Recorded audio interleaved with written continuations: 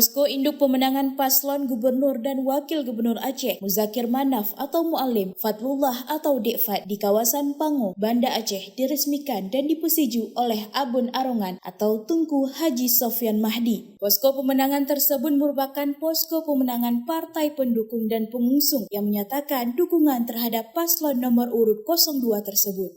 Selain pengurus partai Aceh dan relawannya, juga turut dihadiri oleh pimpinan serta pengurus partai politik yang tergabung dalam koalisi pemenangan Mu'alim dan Dekfat.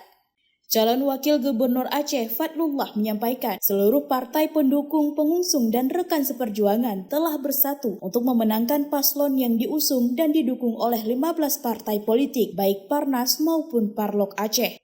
Dekfat juga mengungkapkan kesiapan dirinya dan Mu'alim menghadapi debat publik perdana paslon Cagup dan Cawagup yang akan digelar malam ini di Amel Hotel and Convention Hall pada pukul 20.00 waktu Indonesia bagian Barat.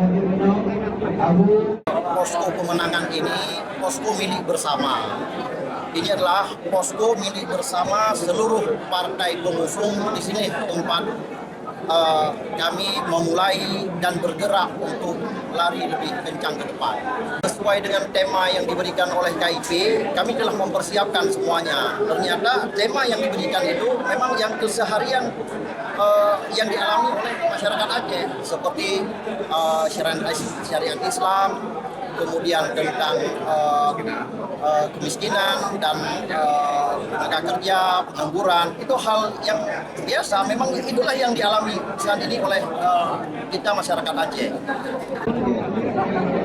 Ditanyakan terkait jadwal rapat umum terbuka, Dekfat mengatakan siap mengikuti keputusan yang telah ditetapkan oleh KIP Aceh, yakni setiap paslon diberikan 2 kali jadwal kampanye akbar. Namun terkait lokasi, Dekfat mengatakan masih mempertimbangkan beberapa lokasi strategis yang akan menjadi lokasi kampanye akbar paslon nomor urut 2 nantinya. Dari Banda Aceh, Lala Nurmala melaporkan untuk Puja TV.